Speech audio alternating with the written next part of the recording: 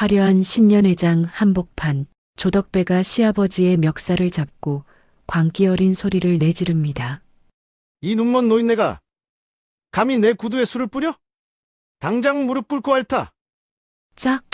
하는 날카로운 소리와 함께 아버님의 고개가 힘없이 돌아갔고 머리 위로는 독한 양주가 폭포처럼 쏟아졌습니다. 수백 명의 권력자가 그 굴욕을 비웃던 그때 행사장 문이 부서질 듯 열리며 차가운 구두 소리가 울려 퍼졌습니다. 그 더러운 손 떼시죠. 당신 그 손목 제가 오늘 법대로 잘라드릴 테니까. 평범한 며느리인 줄 알았던 제이의 품에서 서슬퍼런 검사 신분증이 빛나자 장내는 순식간에 얼어붙었습니다. 과연 이 따기 한 대가 어떤 거대한 제국의 몰락을 불러오게 될까요? 시아버지를 향한 지독한 사랑과 악인을 향한 잔혹한 복수가 지금 시작됩니다. 시작하기 전에 무료로 눌러주시는 구독과 좋아요, 알림 설정은 똑순이 사랑방에 큰 힘이 됩니다. 지금 어디서 듣고 계신지 댓글 달아주세요. 그럼 지금부터 이야기를 시작하겠습니다. 화려한 조명이 쏟아지는 서울의 한 대형 호텔 연회장은 새해를 축하하는 사람들로 북적거렸습니다. 비싼 양복을 입은 신사들과 우아한 드레스를 뽐내는 여인들이 와인잔을 부딪히며 웃음소리를 내뿜었죠. 연회장 입구에서는 대호건설의 대표 조덕배가 거만한 걸음걸이로 들어서며 주변의 시선을 한몸에 받았습니다. 조덕배는 자신이 이 세상의 주인공이라도 된 양 고개를 빳빳하게 들고 사람들의 인사를 받으며 안으로 향했습니다. 그때 연회장 입구 쪽에서 작은 소란이 일어났습니다. 행사장 경비 업무를 맡고 있던 68배 노인 김한수가 조덕배의 앞을 지나가던 웨이터와 살짝 부딪힌 것이었죠. 웨이터의 쟁반이 흔들리며 붉은 와인이 조덕배의 하얀 명품 구두와 바지 끝단에 그대로 쏟아졌습니다. 순식간에 연회장에는 정적이 흘렀고 조덕배의 얼굴은 불그락푸르락 달아오르며 험악하게 일그러졌습니다. 조덕배가 자신의 구두를 내려다보며 짐승 같은 소리를 내질렀습니다. 이게 지금 얼마짜리 구두인지 알고나 있는 거야. 이 눈먼 노인네가 제정신이야. 조덕배는 옆에 서 있던 김한수의 멱살을 거칠게 낚아채며 소리를 질렀습니다. 김한수는 당황한 기색이 역력한 얼굴로 허리를 굽히며 연신 사과를 했습니다. 죄송합니다, 대표님. 제가 앞을 제대로 살피지 못했습니다. 정말 죄송합니다. 하지만 조덕배의 분노는 식을 줄 몰랐고 오히려 더 잔인하게 변해갔습니다. 조덕배는 김한수의 뺨을 손바닥이 보이지 않을 정도로 빠르게 내리쳤습니다. 짝 하는 날카로운 마찰음이 넓은 연회장에 울려 퍼졌고 김한수의 고개가 힘없이 옆으로 돌아갔죠. 주변 사람들은 숨을 죽인 채 이 광경을 지켜보았지만 누구 하나 선뜻 나서서 말리는 사람은 없었습니다. 조덕배가 김한수의 가슴팍을 발로 툭 밀치며 다시 한번 소리쳤습니다. 무릎 꿇어. 당장 무릎 꿇고 내 구두 핥아서 닦아내란 말이야. 이 벌레 같은 인간아. 김한수는 차가운 바닥에 무릎을 꿇은 채 덜덜 떨리는 손으로 바닥을 짚었습니다. 조덕배는 그것도 모자라 테이블 위에 놓인 양주병을 집어들더니 김한수의 머리 위로 콸콸 들이부었습니다. 독한 술기운이 김한수의 눈과 코로 스며들었지만 김한수는 그저 고개를 숙이고 처분을 기다릴 뿐이었죠. 연회장 구석에서 이 광경을 지켜보던 김한수의 아들 기철호는 온몸을 부르르 떨고 있었습니다. 자신의 아버지가 사람들 앞에서 개처럼 끌려다니는 모습을 보며 기철호의 심장은 터질 듯이 뛰었습니다. 하지만 기철호는 차마 앞으로 나서지 못하고 기둥 뒤에 숨어 입술만 바르르 깨물었습니다. 조덕배의 수행 비서들이 기철호의 앞을 가로막으며 험악한 표정으로 노려보고 있었기 때문이었습니다. 기철호는 눈물을 훔치며 속으로 비겁한 자신을 탓하고 또 탓했습니다. 아버지, 죄송해요. 저 사람들이 너무 무서워서 발이 안 떨어져요. 제발 누가 좀 도와주세요. 기철호는 아버지를 구하고 싶은 마음과 권력에 대한 공포 사이에서 갈등하며 그저 지켜볼 수밖에 없었습니다. 조덕배는 그런 기철호를 비웃기라도 하듯 김한수의 등을 발로 짓밟으며 낄낄거렸습니다. 그 시각 호텔 주차장에서 시아버지 김한수를 기다리던 검사 한재희는 이상한 기운을 느꼈습니다. 약속 시간이 지났는데도 김한수가 나오지 않자 한재희는 직접 행사장 안으로 발걸음을 옮겼습니다. 연회장 문을 열자마자 코끝을 찌르는 술 냄새와 사람들의 비릿한 웃음소리가 한재희를 맞이했죠. 그리고 한재희의 눈에 들어온 것은 바닥에 처참하게 널브러진 시아버지 김한수의 모습이었습니다. 한재희는 심장이 멎는 것 같은 충격을 받았고 눈동자는 분노로 인해 급격히 흔들렸습니다.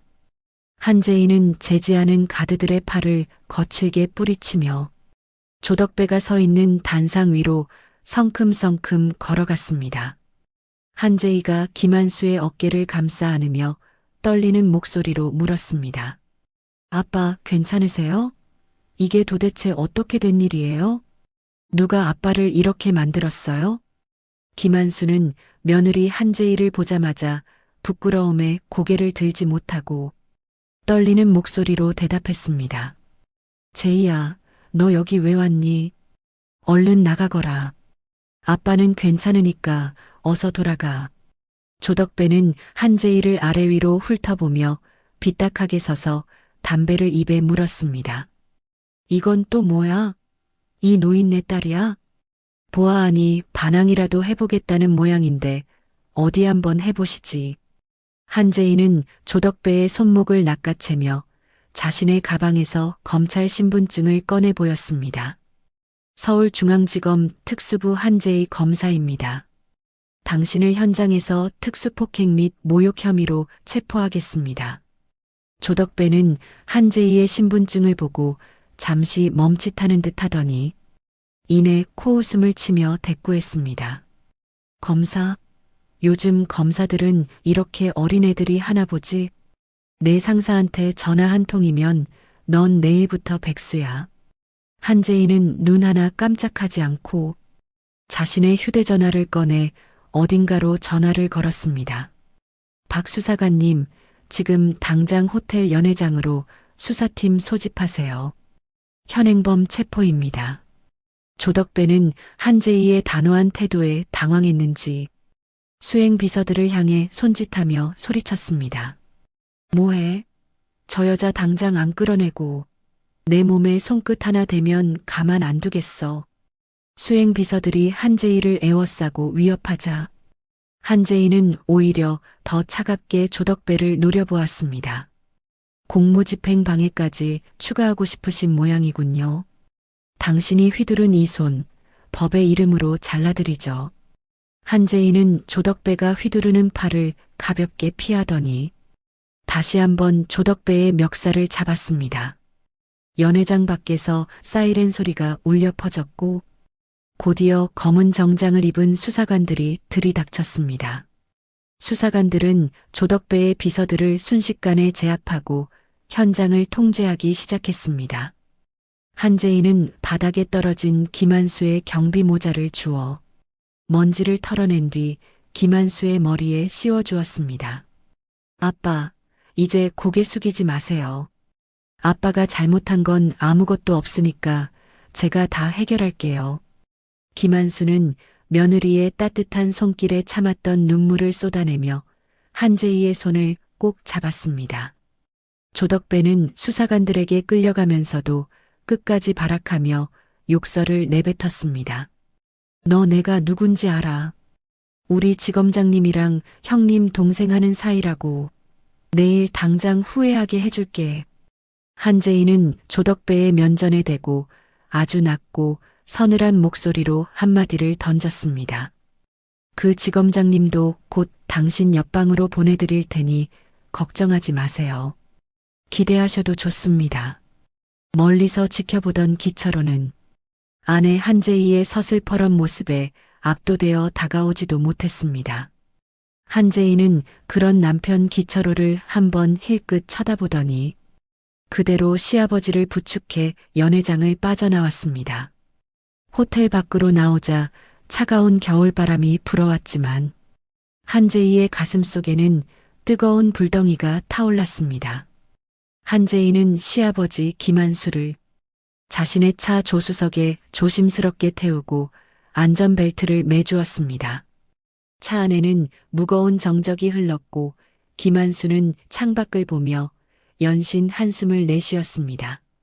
제이야, 아빠 때문에 네가 곤란해지는 건 아니니. 저 사람 아주 무서운 사람인 것 같던데. 한재희는 운전대를 꽉 쥐며 부드럽지만 강단 있는 어조로 시아버지를 안심시켰습니다. 아빠, 법은 그런 사람들을 지켜주려고 있는 게 아니에요. 제가 검사가 된 이유를 오늘 확실히 보여드릴게요. 백미러 속으로 멀어지는 호텔 건물을 바라보며 한재희는 조덕배의 비열한 웃음을 떠올렸습니다.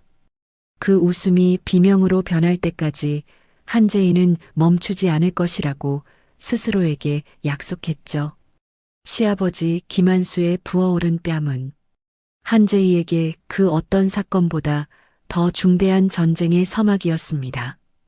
이제 조덕배가 가진 모든 것을 하나하나 무너뜨릴 한재희의 처절한 복수가 시작되려 하고 있었습니다. 한재희는 시아버지를 집으로 모셔다 드리고는 곧장 사무실로 향했습니다.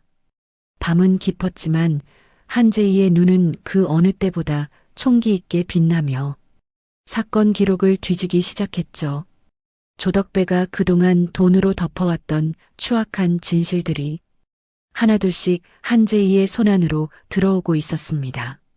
새해의 첫날은 그렇게 누군가에게는 파멸의 시작이, 누군가에게는 정의의 시작이 되고 있었습니다. 한재희는 책상 위에 놓인 가족사진 속에서 활짝 웃고 있는 김한수의 얼굴을 쓰다듬었습니다. 걱정 마세요, 아빠. 당신의 눈물을 닦아드리는 게 제 진짜 검사 업무니까요. 한재희의 방에는 불이 꺼지지 않았고 복수의 서막을 알리는 서류들이 책상 위에 가득 쌓여갔습니다.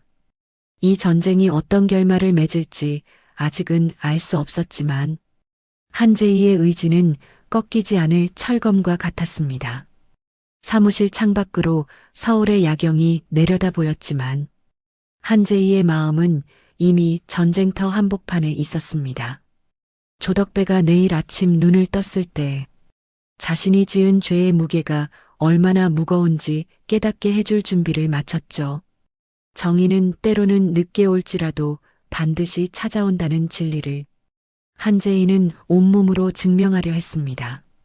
그렇게 한재희의 긴 밤은 시아버지에 대한 사랑과 악인에 대한 분노로 뜨겁게 타올랐습니다.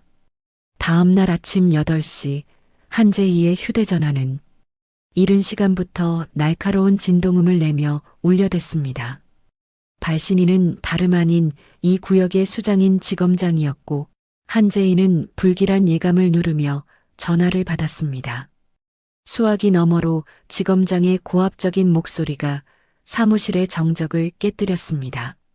한 검사, 자네 지금 제정신인가? 어제 신년회장에서 벌인 소동이 벌써 윗선까지 보고됐어. 조덕배 대표가 누군지 몰라서 일을 이 지경으로 만든 거야? 당장 사건 덮고 조용히 자숙해. 이건 명령이야. 한재희는 지검장의 윽박지름에도 눈 하나 깜짝하지 않고 대답했습니다. 법대로 처리하는 것이 검사의 임무 아닙니까? 명백한 폭행 사건이고 증거도 확실합니다. 명령이라도 불법적인 지시는 따를 수 없습니다. 한재희는 전화를 끊고 깊은 한숨을 내쉬며 창밖을 바라보았습니다.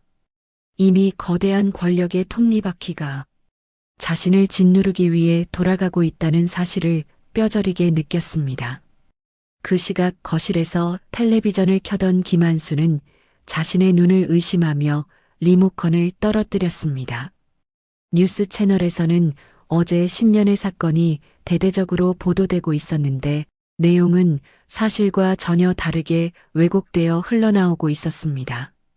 조덕배가 고용한 언론사들은 김한수를 돈을 노리고 접근한 파렴치한 노인으로 묘사했고 김한수가 먼저 조덕배에게 술을 끼얹고 폭행을 유도했다는 허위 보도를 쏟아냈습니다. 김한수는 억울함에 가슴을 치며 소리내어 울지도 못한 채 덜덜 떨리는 손으로 얼굴을 감싸쥐었습니다. 한재희의 집 앞과 김한수가 사는 아파트 단지는 순식간에 아수라장이 되었습니다. 조덕배가 보낸 유튜버들과 정체불명의 괴한들이 몰려와 김한수의 실명과 집 주소를 공개하며 비난을 퍼부었습니다. 돈에 눈이 먼 노인네야 당장 나와서 사과해라. 괴한들은 김한수의 집 때문에 시커먼 오물을 투척하고 입에 담지 못할 욕설을 퍼부었습니다. 김한수는 창문 커튼을 꼭 닫은 채 어두운 방 안에서 공포에 질려 숨을 죽이고 있어야만 했습니다. 한재희가 검찰청 복도를 지나갈 때마다 동료 검사들은 노골적으로 눈살을 찌푸리며 자리를 피했습니다. 어제까지만 해도 친근하게 인사를 나누던 사람들이 이제는 한재희를 마치 역병 환자라도 보듯 멀리했습니다. 사무실 책상 위에는 정체불명의 항해 전화가 빗발치고 내부 게시판에는 한재희를 비난하는 음해성 글들이 가득했습니다. 하지만 한재희는 입술을 굳게 다물고 조용히 대호건설의 지난 10년치 공사 기록과 회계 장부를 뒤지기 시작했습니다. 남들이 등을 돌릴 때 한재희는 오히려 더 깊은 어둠 속으로 들어가 악의 뿌리를 찾기로 결심했습니다.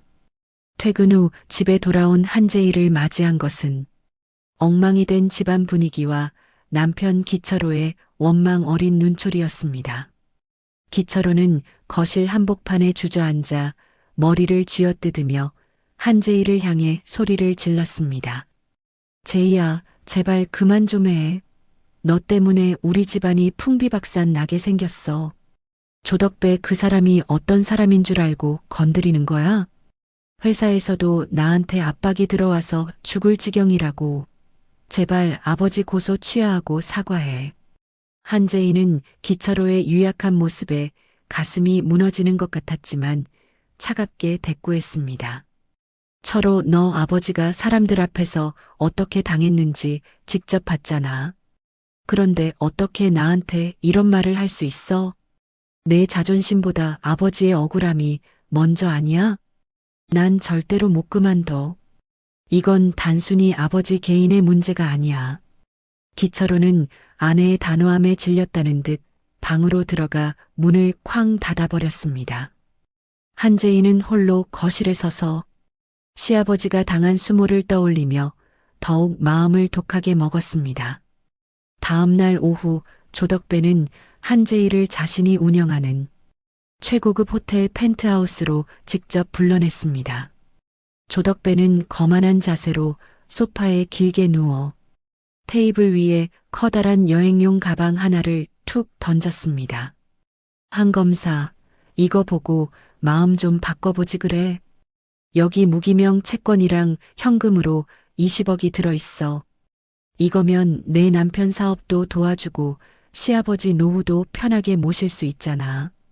괜히 힘 빼지 말고 여기서 좋게 끝내자고. 한재희는 조덕배가 내민 돈가방을 물끄러미 내려다보더니 피식 웃음을 터뜨렸습니다. 조덕배가 의아한 표정을 짓는 순간 한재희는 구두 끝으로 돈가방을 힘껏 걷어차 바닥으로 떨어뜨렸습니다. 가방이 열리며 돈다발과 채권들이 바닥에 지저분하게 흩어졌습니다. 당신은 사람의 자존심을 돈으로 살 수 있다고 생각하나 보지? 뇌물공여 의무 위반까지 추가로 기재해 줄게. 당신이 가진 그 더러운 돈으로 내 검사복은 못 사니까 꿈깨. 분노한 조덕배가 자리에서 일어나 한재희의 뺨을 치려 손을 높이 치켜들었습니다. 하지만 한재희는 이미 예상했다는 듯 조덕배의 손목을 강하게 낚아채 비틀어 버렸습니다. 10년의 때처럼 내가 가만히 당하고만 있을 줄 알았어? 당신이 저지른 죄값, 내가 하나도 빠짐없이 전부 다 받게 해줄 거야. 한재희는 조용히 녹음기를 끄며 조덕배를 벌레 보듯 쳐다보고는 방을 당당하게 빠져나왔습니다. 그날 밤 한재희가 사무실을 잠시 비운 사이 원인을 알 수 없는 화재가 발생했습니다. 소방차들이 출동해 불을 껐지만 한재희가 확보했던 핵심 증거 자료들과 CCTV 원본 데이터가 들어있던 컴퓨터가 모두 타버렸습니다. 검찰청 내부 보안실은 단순한 정기 합선이라며 사건을 대충 마무리하려 들었습니다. 한재희는 불에 타버린 사무실을 보며 누군가 내부에서 조덕배를 돕고 있다는 사실을 확신했습니다.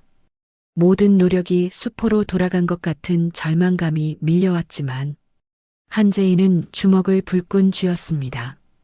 좌절할 틈도 없이 한재희는 조덕배의 아들이 클럽에서 마약 파티를 벌인다는 첩보를 입수했습니다. 한재희는 이번에야말로 조덕배의 숨통을 끊어놓겠다는 생각으로 단독으로 현장을 급습했습니다. 하지만 클럽 문을 부수고 들어간 순간 그곳에는 마약 대신 시끄러운 음악과 텅 빈 술병들 뿐이었습니다. 오히려 조덕배의 아들이 미리 준비했다는 듯 카메라를 들고 한재희의 당황한 모습을 촬영하며 조롱했습니다.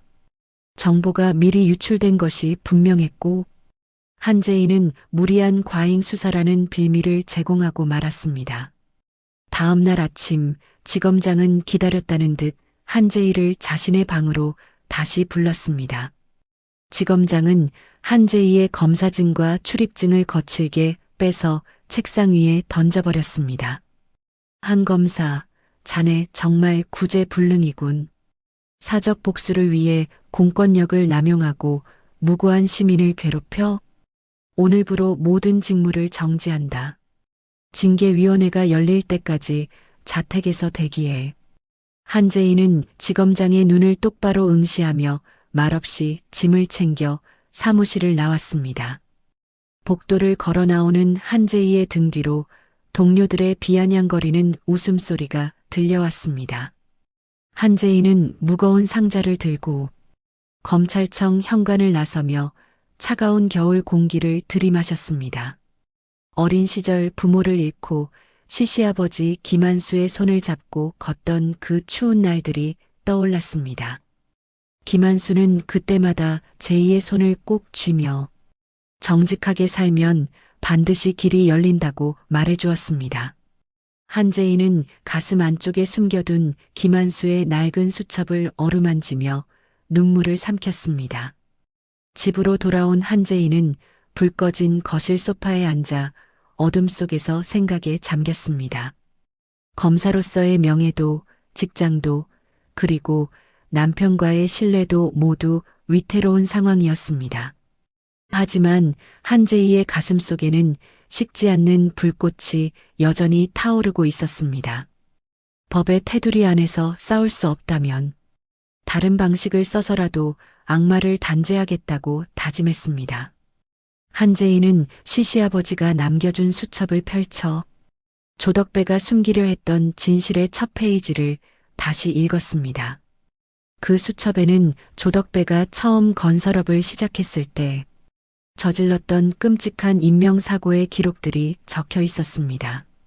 김한수는 며느리의 앞길을 걱정해 이 수첩의 존재를 숨겨왔지만 결국 이것이 조덕배의 목을 겨눌 최후의 칼날이 될 것임을 한재희는 알고 있었습니다. 한재희는 자신의 휴대전화에 저장된 시아버지의 부은 얼굴 사진을 보며 입술을 깨물었습니다. 아빠, 제가 약속했죠? 그 눈물 제가 다 닦아드린다고요. 이제 진짜 시작이에요. 밤하늘의 달빛이 한재희의 결연한 얼굴을 비추고 있었습니다. 이제 한재희는 더 이상 검찰청이라는 안온한 울타리 안에 머물지 않기로 했습니다. 적들의 심장부로 직접 뛰어들어 그들의 추악한 민낯을 전 세계에 공개할 준비를 마쳤습니다. 비록 혼자 가는 길이라 해도 김한수의 사랑과 정의라는 이름의 등불이 그녀의 앞길을 비춰줄 것입니다. 한재인은 책상 위에 놓인 사직서 대신 복수를 위한 새로운 지도를 그리기 시작했습니다. 다음 날부터 한재인은 공식적인 수사관이 아닌 사적인 추적자로 변신했습니다. 조덕배의 주변 인물들을 하나씩 파악하며 그들의 약점과 유착 관계를 파헤쳐 나갔습니다. 권력의 압박이 거세질수록 한재희의 움직임은 더욱 정교하고 치밀해졌습니다. 조덕배는 자신이 이겼다고 믿으며 축배를 들고 있겠지만 그 잔에 담긴 것이 피눈물이 될 날이 머지않았음을 한재희는 확신하고 있었습니다. 한재희는 잠시 잠든 기철호의 얼굴을 바라보며 미안한 마음을 뒤로 한 채 집을 나섰습니다. 김한수의 억울함을 풀지 못한다면 자신 또한 평생 죄책감 속에서 살아가야 함을 잘 알고 있었습니다. 차가운 새벽 안개 속으로 한재희의 그림자가 길게 늘어지며 사라졌습니다. 무너진 정의를 바로 세우기 위한 한 여자의 처절한 투쟁은 이제 막 본격적인 궤도에 올랐습니다. 한재희의 손에 쥐어진 낡은 수첩이 복수의 서막을 알리는 종소리처럼 고요하게 울리고 있었습니다. 빗줄기는 시간이 갈수록 더욱 거세져 마치 한재희의 앞날을 가로막으려는 거대한 장벽처럼 쏟아져 내리고 있었습니다. 검찰청에서 쫓겨나고 남편 기철호에게까지 비수 같은 말을 들은 한재희는 젖은 옷이 몸에 감기는 것조차 느끼지 못한 채 텅 빈 눈으로 서울 도심을 헤맸습니다. 구두굽이 빗물에 잠길 때마다 차가운 한기가 발끝에서부터 심장까지 타고 올라왔지만 한재희는 그저 입술을 꽉 깨문 채 시아버지 김한수의 부어오른 얼굴만을 떠올렸죠.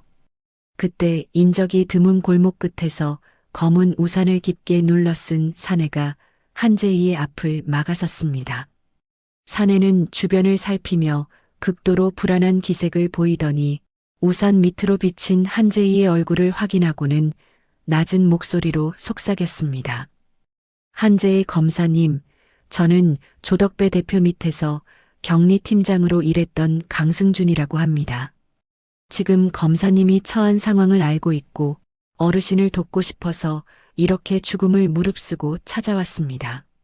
한재희는 낯선 남자의 등장에 본능적으로 뒷걸음질을 치며 경계의 눈빛을 보냈습니다. 조덕배의 사람이라면 나를 잡으러 온 건가요? 더 이상 나에게서 빼앗아갈 것도 없을 텐데 무슨 속셈으로 접근한 거죠? 한재희가 날 선 목소리로 묻자 강승준은 우산을 비꼈으며 젖은 얼굴을 드러냈습니다. 아닙니다, 검사님. 저는 조덕배에게 버려진 소모품일 뿐입니다. 제 동생이 예전 건설 현장에서 큰 사고를 당할 뻔했을 때 자신의 몸을 던져서 동생을 구해주셨던 분이 바로 김한수 어르신이었습니다. 강승준은 품 안에서 소중하게 간직해온 낡은 USB 하나를 꺼내 한재희에게 내밀었습니다. 조덕배가 그동안 정재계 인사들에게 뿌린 비자금과 뇌물 리스트가 담긴 장부의 접속 키입니다. 어르신은 제 동생의 생명을 구해주셨지만 저는 조덕배의 밑에서 그자의 더러운 돈을 관리하며 죄책감 속에 살아왔습니다. 이제라도 그 빚을 갚고 싶습니다. 검사님께서 이 장부로 조덕배를 심판해 주세요. 한재희는 강승준의 절박한 눈빛에서 거짓이 없음을 직감하고는 떨리는 손으로 USB를 받아들었습니다. 하지만 두 사람이 진실에 다가가기도 전에 골목 입구에서 타이어가 비명을 지르는 소리가 들리며 검은 차들이 몰려왔습니다. 조덕배가 보낸 전문 킬러들이 이미 강승준의 동선을 파악하고 추격해온 것이었죠. 강승준은 한재희의 팔을 잡아 끌며 골목 안쪽 폐공장으로 필사적으로 뛰기 시작했습니다. 어두컴컴한 폐공장 내부는 녹슨 기계 소리와 떨어지는 빗물 소리로 기괴한 분위기를 풍겼습니다. 추격자들의 발자국 소리가 쇠로 된 계단을 울리며 다가오자 강승준은 한재희를 화물 승강기 뒤편에 숨기며 결연한 표정을 지었습니다. 한 검사님, 이 장부를 여는 마지막 보안 암호는 제가 가지고 있지 않습니다. 그건 어르신이 간직하신 낡은 수첩 속에 숨겨져 있으니 반드시 어르신을 만나서 확인하셔야 합니다. 그때 공장의 창문을 깨고 들어온 킬러들이 무자비하게 달려들기 시작했습니다. 강승준은 한재희를 보호하기 위해 앞장서서 사내들과 몸싸움을 벌였습니다. 하지만 수적으로 열세였던 강승준은 결국 사내들이 휘두른 날카로운 칼날에 가슴을 베이고 말았습니다. 한재희는 비명을 지르며 강승준에게 다가가려 했지만 강승준은 피 묻은 손으로 한재희를 밀어내며 어둠 속으로 도망치라고 소리쳤습니다. 탕 하는 짧고 둔탁한 총성이 폐공장의 공기를 갈랐고 강승준의 몸이 힘없이 바닥으로 고꾸라졌습니다. 한재희는 입을 막은 채 눈물을 흘리며 공장 뒷문의 비상계단을 향해 미친 듯이 달렸습니다. 강승준의 희생을 헛되이 할 수 없다는 생각만이 한재희의 머릿속을 가득 채웠습니다. 하지만 한재희가 공장을 빠져나와 빗속으로 숨어든 직후 수십 대의 경찰차가 공장을 포위하며 사이렌 소리를 요란하게 울려 퍼뜨렸습니다. 경찰들은 한재희를 구하러 온 것이 아니라 조덕배가 미리 짜놓은 각본대로 움직이고 있었습니다. 현장에 도착한 수사관들은 강승준의 시체 옆에서 발견된 한재희의 물건을 빌미로 사건을 조작했습니다. 현직 검사가 뇌물 장부를 가로채기 위해 제보자를 살해하고 도주했다. 뉴스는 앞다투어 한재희의 얼굴을 공개하며 그녀를 파렴치한 살인 검사로 몰아세웠습니다. 순식간에 전국에 지명수 배령이 내려졌고 한재희는 이제 누구도 믿을 수 없는 고립무원의 처지가 되었습니다. 그 시각 집에서 뉴스를 지켜보던 김한수는 며느리가 살인범이 되었다는 소식에 가슴을 쥐어뜯었습니다. 김한수는 며느리 한재희가 결코 그럴 아이가 아니라는 것을 누구보다 잘 알고 있었습니다. 김한수는 비틀거리는 다리를 이끌고 거실 서랍장에 깊숙이 숨겨두었던 낡은 수첩을 꺼냈습니다.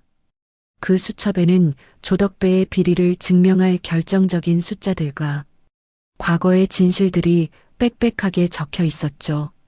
김한수는 며느리를 살리기 위해 자신이 직접 미끼가 되기로 결심하고 조덕배의 본사로 향했습니다. 조덕배의 집무실 앞에 도착한 김한수는 경비원들의 재질을 뿌리치며 조덕배의 이름을 외쳤습니다.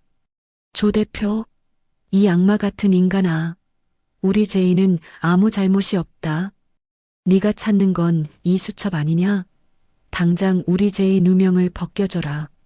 조덕배는 집무실 문을 열고 나와 비릿한 미소를 지으며 김한수의 멱살을 잡아채 안으로 끌고 들어갔습니다.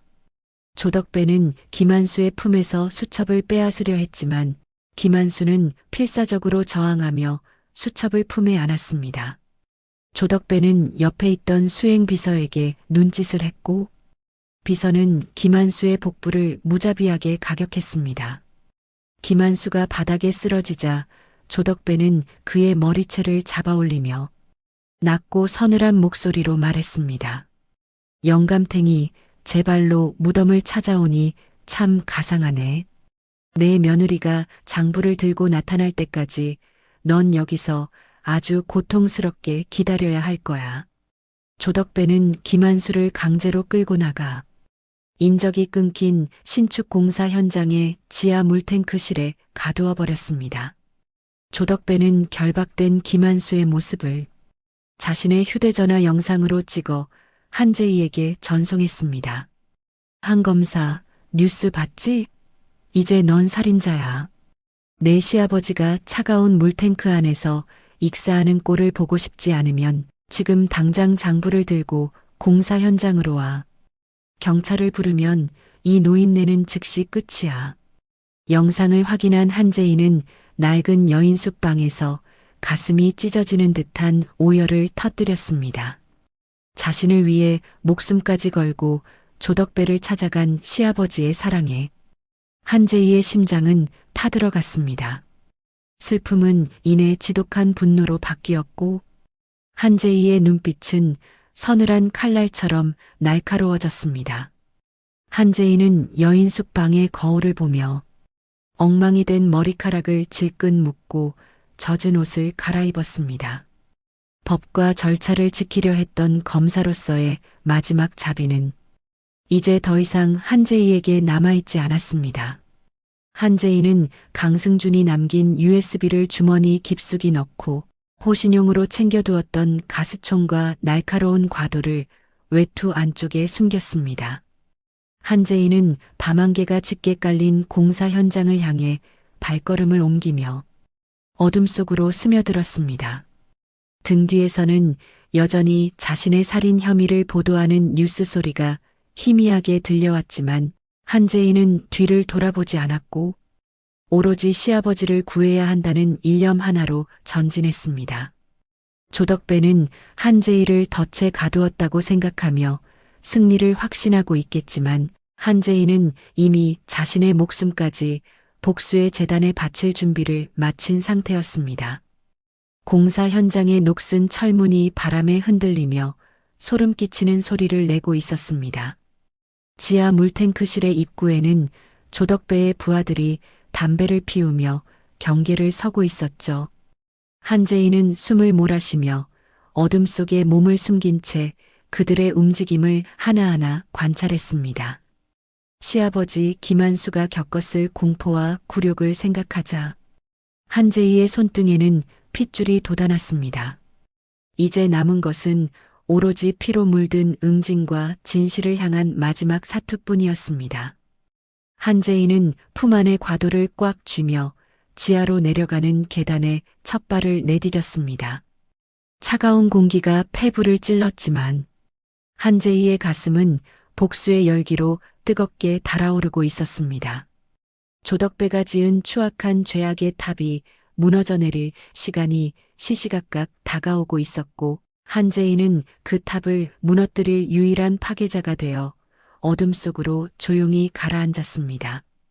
시아버지의 눈물을 닦아주겠다던 그날의 약속은 이제 잔혹한 전쟁의 선언이 되어 돌아왔습니다. 지하 깊은 곳에서 들려오는 물방울 떨어지는 소리가 마치 시한폭탄의 초침 소리처럼 들렸습니다. 한재희는 자신의 그림자를 지워가며 악마의 소굴인 물탱크실 입구까지 도달했습니다. 그녀의 눈앞에는 결박된 채 고개를 떨구고 있는 김한수의 처참한 모습이 나타났습니다. 한재희는 이를 갈며 조덕배의 등 뒤로 다가가 조용히 무기를 치켜들었습니다. 복수의 시간은 이미 시작되었고 이제 누구도 이 파국을 막을 수 없는 최후의 순간이 도래했습니다. 어둡고 차가운 지하 물탱크실의 공기를 뒤로 한 채 한재희는 조덕배의 부하들이 쫓아오기 전 간발의 차이로 공사 현장을 빠져나왔습니다. 온몸은 흙탕물과 빗물로 엉망이 되었고 숨은 턱 끝까지 차올랐지만 시아버지 김한수가 보낸 그 간절한 눈빛을 떠올리며 한재희는 멈추지 않고 달렸습니다. 지명수배자가 된 한재희가 도움을 청할 곳은 이 넓은 도시에 단 한 군데도 없는 것처럼 보였죠. 그때 한재희의 머릿속에 과거 자신이 담당했던 사건의 피의자였던 청년 이민우가 떠올랐습니다. 이민우는 천재적인 해킹 실력을 갖췄지만 억울하게 누명을 쓰고 감옥에 갈 뻔했던 인물이었는데 한재희는 모두가 그를 범죄자로 몰 때 유일하게 이민우의 결백을 증명해 주었습니다. 한재희는 공중전화를 찾아 이민우에게 짧은 암호를 남겼고 잠시 후 낡은 오토바이 한 대가 한재희의 앞에 멈춰 섰습니다. 이민우는 헬멧을 벗으며 다크서클이 짙은 눈으로 한재희를 바라보았습니다. 검사님, 뉴스 봤어요. 검사님이 사람을 죽였다니 말도 안 되는 소리잖아요. 일단 제 아지트로 가요. 거기라면 아무도 못 찾을 거예요. 이민우의 비밀 기지는 낡은 상가 지하의 허름한 창고였지만 그 안에는 최첨단 컴퓨터 시스템이 쉴 새 없이 돌아가고 있었습니다. 한재희는 자리에 앉자마자 품 안에서 김한수의 낡은 수첩을 꺼냈습니다. 이민우는 강승준이 남긴 USB를 컴퓨터에 연결했지만 장부를 열기 위한 보안 코드는 여전히 철벽처럼 가로막혀 있었죠. 민우야, 이 수첩에 적힌 숫자들을 봐줘. 아빠가 평생 일하면서 기록한 현장 일지인데 여기에 답이 있을 거야. 한재희는 떨리는 손으로 수첩의 첫 페이지부터 꼼꼼히 살피기 시작했습니다. 한재희는 수첩 속에 반복적으로 등장하는 1995, 10, 24라는 날짜와 그 옆에 적힌 7408이라는 숫자 조합에 주목했습니다. 그날은 조덕배가 저지른 첫 번째 부실 공사 사고로 김한수가 다리를 다쳤던 날이자 강승준의 동생을 구했던 비극적인 사건의 날짜였습니다. 민우야, 이 날짜랑 사고 인부들의 고유 번호를 조합해봐. 아빠는 평생 그날의 아픔을 잊지 않으려고 수첩에 새겨두신 거야. 이민우의 손가락이 키보드 위를 춤추듯 움직이자 마침내 장벽이 무너졌습니다. 모니터에는 조덕배가 유령 회사를 통해 비자금을 세탁한 경로와 그 돈을 받아 챙긴 정재계 고위직들의 실명 리스트가 폭포수처럼 쏟아져 나왔습니다. 찾았어요, 검사님. 이건 단순한 장부가 아니라 대한민국을 뒤흔들 시한폭탄이에요. 조덕배가 왜 그렇게 김한수 어르신을 죽이려 했는지 이제야 알겠네요. 그때 한재희의 손목에 차여있던 스마트워치에서 강한 진동이 울렸습니다.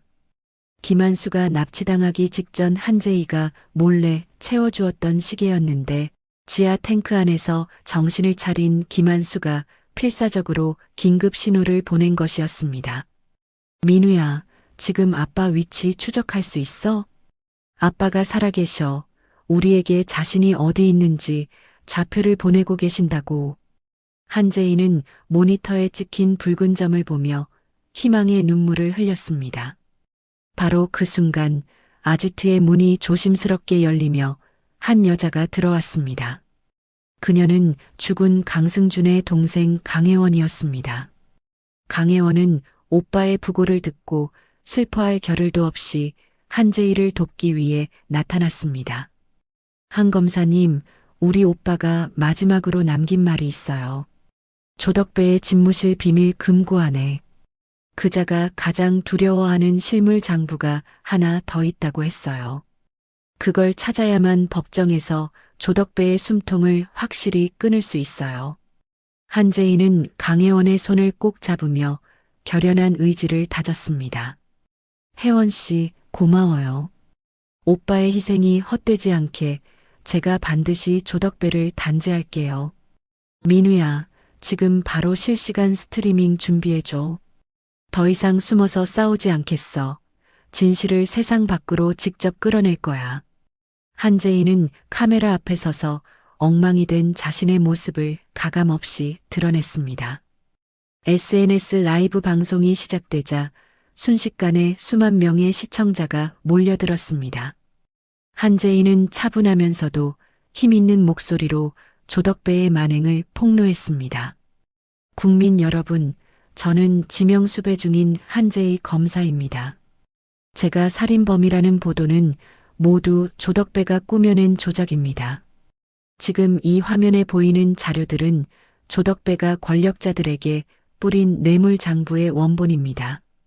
한재희가 조덕배가 김한수를 폭행하는 원본 영상까지 공개하자 민심은 들끓었습니다. 저 불쌍한 할아버지가 무슨 잘못을 했다고 저렇게 때린단 말이야. 검사가 직접 목숨 걸고 제보하는데 이건 진짜다.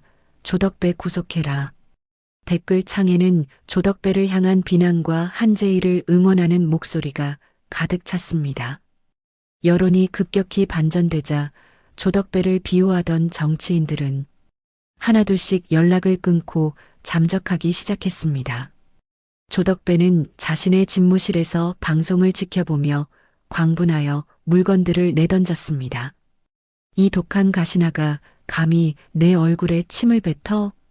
당장 그 아지트 찾아내서 불 질러버려. 한재에 저거 당장 죽여버리란 말이야. 하지만 조덕배의 명령에도 신복들의 얼굴에는 당혹감과 공포가 서려 있었습니다. 이미 검찰 내부에서도 조덕배를 손절해야 한다는 분위기가 팽배해지고 있었기 때문이었죠. 한재희는 여기서 멈추지 않고 조덕배의 아들이 숨어있는 은신처를 파악했습니다. 조덕배가 가장 아끼는 아들을 볼모로 삼아 시아버지의 안전을 확보할 계획이었습니다.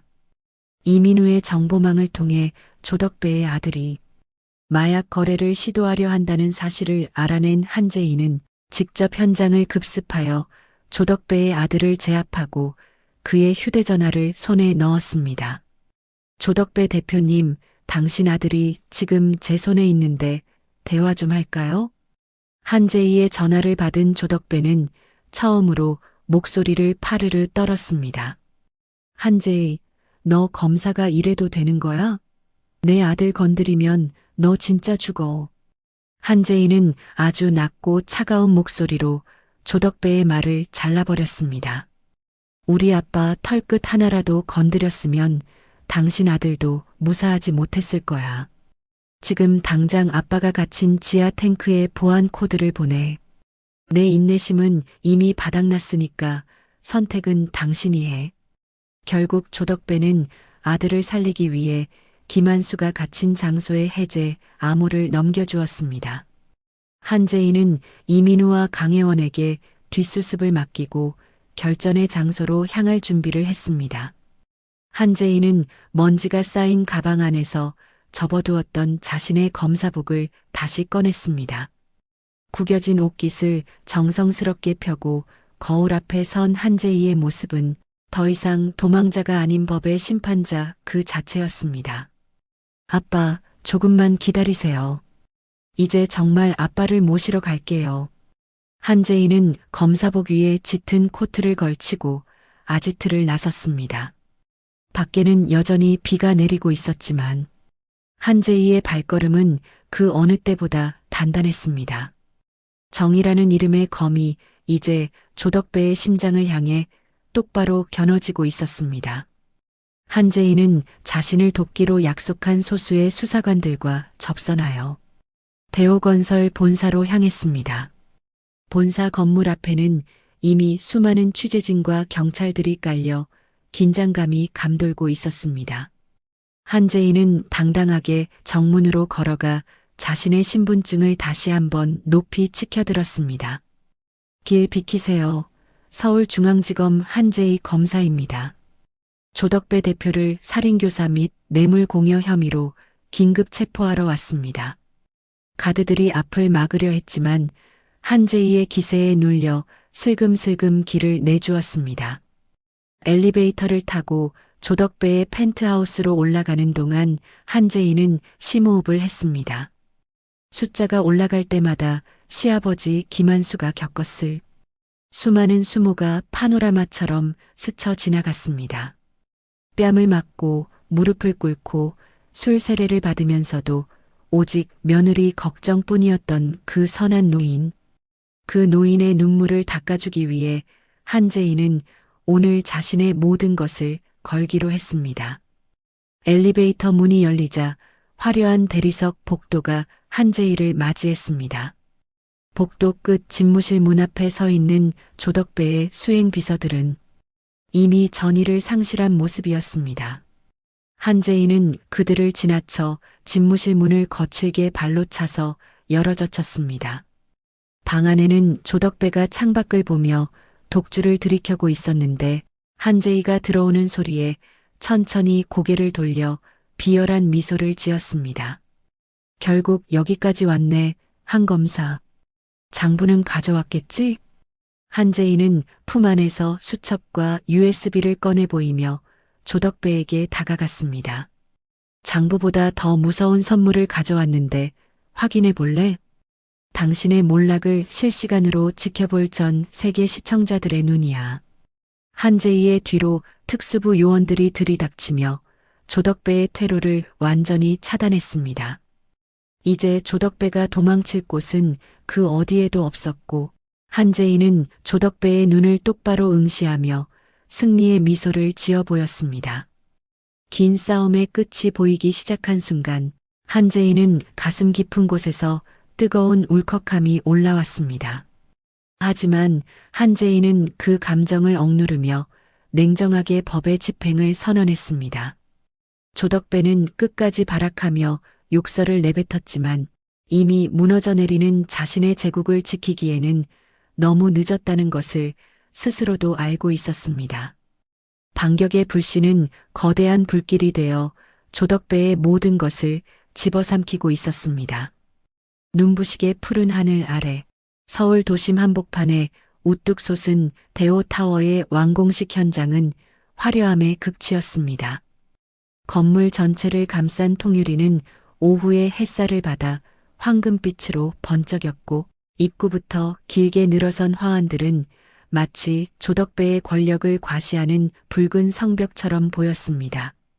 정계와 재계의 거물들이 속속들이 도착해 서로의 손을 잡으며 가식적인 웃음을 나누고 있었고 취재진의 카메라 플래시는 쉴 새 없이 터지며 이 축제 같은 분위기를 기록하고 있었죠.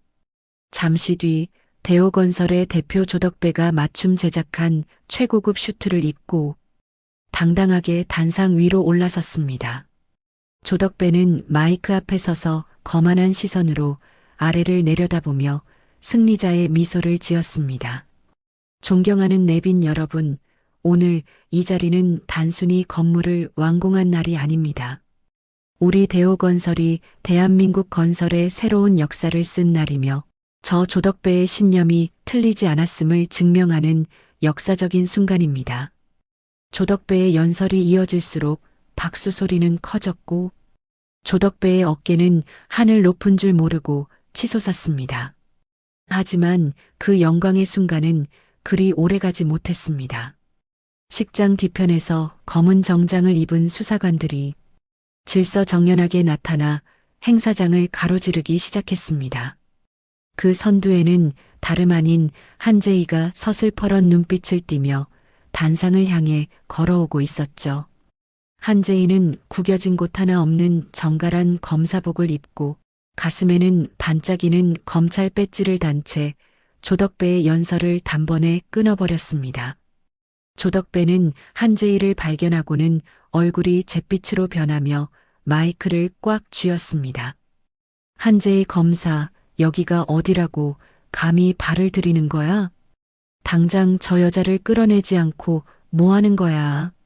조덕배가 비명을 지르듯 소리쳤지만 한재희는 오히려 더 당당하게 단상 위로 올라갔습니다. 한재희는 조덕배의 손에 들린 마이크를 빼앗아 취재진과 내빈들을 향해 높이 쳐들었습니다. 지금 이 자리에 계신 모든 분께 알립니다. 대호건설 조덕배 대표를 살인교사, 뇌물공여, 그리고 비자금 조성 혐의로 이 자리에서 긴급 체포합니다. 박 수사관님, 전광판 연결하세요. 지금 바로 이자의 추악한 민낯을 공개하겠습니다. 한재희의 말이 끝나기 무섭게 화려한 홍보 영상이 나오던 대형 전광판의 화면이 바뀌었습니다. 화면에는 조덕배가 관리해온 이른바 황금 장부의 내용과 조덕배가 김한수를 지하실에 가두고 폭행하며 협박하는 원본 영상이 생생하게 흘러나왔습니다. 행사장은 순식간에 아수라장이 되었고 내빈들은 경악을 금치 못하며 웅성거리기 시작했습니다. 한재희는 떨리는 손을 진정시키며 단상 아래에 있는 사람들을 향해 힘주어 말했습니다. 이자는 자신의 성공을 위해 정직한 노동자들의 피눈물을 닦아주기는커녕 그들을 짓밟고 무릎 꿇리며 자신의 제국을 세웠습니다. 제 시아버지는 그저 성실하게 살아온 한 명의 경비원일 뿐이었지만 조덕배는 그런 분의 자존심을 짓밟고 목숨까지 위협했습니다. 잠시 정적이 흐르는 사이 한재희의 머릿속에는 사법고시를 준비하던 고통스러운 시절이 스쳐 지나갔습니다. 부모님을 여의고 홀로 남겨진 제이를 거두어준 사람은 시아버지 김한수뿐이었습니다.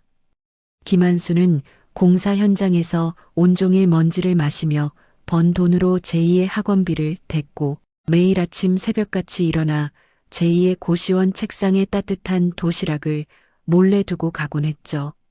제이는 유난히 추웠던 겨울날 시아버지가 건네준 보온 도시락의 온기를 지금도 잊지 못하고 있었습니다. 제이야, 아빠는 못 배워서 이런 일 하지만 너는 꼭 정의로운 사람이 되어야 한다. 돈 있는 사람들 앞에서도 고개 숙이지 말고 없는 사람들 눈물 닦아주는 그런 검사가 되거라. 김한수가 거친 손으로 제이의 손을 꼭 쥐며 해주었던 그 약속이 지금 한재희가 조덕배 앞에 당당히 서 있을 수 있는 유일한 힘이었습니다. 한재희는 가슴이 뜨거워지는 것을 느끼며 조덕배를 향해 차가운 수갑을 꺼내 보였습니다. 그때 행사장 입구 쪽에서 휠체어를 탄 한 노인이 수사관들의 호의를 받으며 들어왔습니다. 그분은 바로 구사일생으로 구조되어 치료를 받은 시아버지 김한수였습니다. 김한수는 비록 얼굴에 상처가 남고 몸은 야위었지만 눈빛만큼은 그 어느 때보다 깊고 단단했습니다. 한재희는 김한수를 발견하자마자 단상에서 내려가 시아버지의 손을 잡고 조덕배 앞으로 이끌었습니다. 조덕배 대표, 당신이 그토록 비웃고 짓밟았던 이분께 지금 당장 사죄하세요. 조덕배는 현실을 부정하듯 고개를 저으며 바닥에 주저앉아 뒷걸음질을 쳤습니다. 아니야, 이건 다 조작이야. 지검장님, 저기 있는 지검장님 좀 불러와. 나랑 형님 동생 하는 사이인 거 다 알잖아. 당장 이 여자 좀 치우라고. 조덕배가 울부짖으며 내빈석에 앉아있던 지검장을 향해 손을 뻗었습니다. 하지만 지검장은 이미 다른 검사들에게 포위되어 자리에서 일어나지도 못한 채 고개를 푹 숙이고 있었죠. 한재희는 조덕배의 머리채를 잡아 억지로 김한수의 발 아래에 무릎 꿇게 만들었습니다. 당신이 10년회 때 우리 아빠에게 했던 짓 전 국민이 똑똑히 보고 있어. 이 뺨 한 대의 무게가 당신의 전 재산보다 무겁다는 걸 이제 알겠어? 당장 우리 아빠에게 사죄하고 당신이 지은 죄를 고백해. 조덕배는 수많은 카메라 렌즈 앞에서 결국 덜덜 떨며 김한수의 신발 끝을 붙잡고 빌기 시작했습니다. 살려주세요, 어르신. 제가 잠시 미쳤었습니다. 제발 한 번만 용서해 주세요. 조덕배의 비참한 외침이 마이크를 통해 행사장에 울려 퍼졌지만 누구도 그를 불쌍히 여기지 않았습니다. 김한수는 조덕배의 어깨를 지팡이로 툭 밀어내며 아주 낮지만 힘 있는 목소리로 말했습니다. 조 대표, 돈으로 사람의 마음은 살 수 있어도 진실은 살 수 없는 법이라네. 자니가 흘린 건 술이었지만 내가 흘린 건 피눈물이었다는 걸 잊지 말게나. 한재희는 조덕배의 양팔을 뒤로 꺾어 수갑을 채우며 미란다 원칙을 큰 소리로 낭독했습니다. 철컥 하는 수갑 채워지는 소리가 대오타워의 대리석 바닥에 명쾌하게 울려 퍼졌습니다. 현장에 모인 시민들은 너나 할 것 없이 한재희의 이름을 연호하며 뜨거운 박수와 환호를 보냈습니다. 어둠 속에서 홀로 싸워왔던 지난날의 고통이 눈 녹듯 사라지는 순간이었습니다. 한재희는 시아버지 김한수의 어깨를 꽉 껴안으며 참았던 뜨거운 눈물을 터뜨렸습니다. 아빠, 제가 약속 지켰죠? 이제 아무도 아빠 무시 못해요. 정말 고생 많으셨어요. 김한수는 며느리의 등을 토닥이며 흐릿한 눈으로 하늘을 올려다보았습니다. 제이야, 고맙다. 정말 고맙다. 우리 딸이 세상에서 제일 훌륭한 검사구나. 두 사람의 포옹은 완공식장의 그 어떤 화려한 장식보다 아름답고 눈부셨습니다. 조덕배는 호송차에 오르며 끝까지 비명을 질러댔지만 그의 시대는 이미 막을 내리고 있었습니다. 한편 조덕배와 유착관계에 있던 지검장과 고위직 간부들도 줄줄이 체포되었습니다. 한재희가 확보한 황금 장부는 검찰 내부에 썩은 환부를 도려내는 예리한 칼날이 되었죠. 조덕배의 아들 역시 마약 혐의와 비자금 세탁 가담 혐의로 유치장에 갇히는 신세가 되었습니다. 대호건설의 주가는 끝을 모르고 추락했고 조덕배가 쌓아 올린 탐욕의 탑은 한순간에 붕괴되었습니다. 정의는 때로는 더디게 찾아오지만 결코 길을 잃지 않는다는 사실을 한재희는 증명해냈습니다. 행사장을 빠져나오는 한재희와 김한수의 뒤로 수많은 기자가 질문을 쏟아냈습니다. 한 검사님, 소감이 어떠십니까? 국민들에게 한 말씀만 부탁드립니다. 한재희는 걸음을 멈추고 시아버지를 향해 따뜻한 미소를 지어 보인 뒤 카메라를 응시했습니다. 법은 권력자의 방패가 아니라 평범한 소시민의 등불이어야 합니다. 오늘의 승리는 제가 아니라 끝까지 정의를 믿어주신 제 시아버지의 승리입니다. 한재희의 대답에 현장은 다시 한번 뜨거운 환호성으로 가득 찼습니다. 한재희는 시아버지를 조심스럽게 차에 태우고 행사장 주변을 천천히 벗어났습니다. 차 안에는 시아버지가 좋아하는 옛 노래가 잔잔하게 흘러나오고 있었고 김한수는 창밖을 보며 오랜만에 편안한 미소를 지은 채 잠이 들었습니다. 한재희는 운전대를 꽉 쥐며 이 평화로운 일상을 지키기 위해 검사로서의 사명을 잊지 않겠다고 다짐했죠. 복수의 끝은 허무할 것이라 말하는 사람들도 있었지만 한재희에게 남은 것은 깊은 안도감이었습니다. 어느덧 해는 서산으로 넘어가고 있었고 도심의 건물들은 노을을 받아 붉게 물들었습니다. 한재희는 백미러 속에 비친 대호 타워의 실루엣을 보며 비로소 마음속의 짐을 내려놓았습니다. 시아버지의 부은 뺨을 보며 시작되었던 그 처절한 전쟁은 이렇게 정의로운 결말로 매듭 지어지고 있었죠. 하지만 한재희는 알고 있었습니다. 악은 완전히 사라지지 않으며 또 다른 모습으로 나타날 것임을. 그렇기에 한재희는 언제나 깨어있는 검사가 되어 어둠에 맞서겠다고 스스로에게 약속했습니다. 집에 도착한 한재희는 깨어난 김한수를 부축해 집 안으로 들어갔습니다. 거실 탁자 위에는 여전히 낡은 가족 사진이 놓여 있었고 제이는 그 사진을 정성스럽게 닦았습니다. 아빠, 오늘 저녁은 제가 맛있는 거 해드릴게요. 뭐 드시고 싶으세요? 제이의 물음에 김한수는 허허 웃으며 제이의 손을 잡고 대답했습니다. 네가 해주는 거라면 뭐든 좋지. 우리 딸이 해주는 밥이 세상에서 제일 맛있다. 그날 밤 한재희는 검사복을 벗어 정갈하게 걸어두고 창밖의 별빛을 감상했습니다. 길고 길었던 싸움의 끝에서 만난 소중한 일상은 그 어떤 명예보다 값진 것이었습니다. 조덕배가 감옥 창살 너머로 마주할 어두운 밤과는 비교도 할 수 없는 찬란한 밤이었죠. 한재희는 시아버지의 고른 숨소리를 들으며 비로소 깊고 단잠에 빠져들 준비를 마쳤습니다. 정의는 마침내 승리했고 그 승리의 열매는 가족이라는 이름의 나무에서 달콤하게 익어갔습니다. 승리의 기쁨은 마치 한여름 밤의 꿈처럼 짧게만 느껴졌습니다. 조덕배를 구속하고 정의를 바로 세웠다고 믿었던 그 순간 한재희의 뒤편에서는 더 거대하고 칠흑 같은 그림자가 소리 없이 다가오고 있었죠. 조덕배의 배후에서 대한민국을 주무르던 전직 법무부 장관 최현무가 자신의 치부가 드러날 것을 우려해 직접 한재희를 사냥하기 위해 나선 것이었습니다. 한재희가 승진 인사를 앞두고 사무실을 정리하던 평화로운 오후에 감찰 본부 소속 수사관들이 예고도 없이 들이닥쳐 한재희의 양팔을 붙잡았습니다.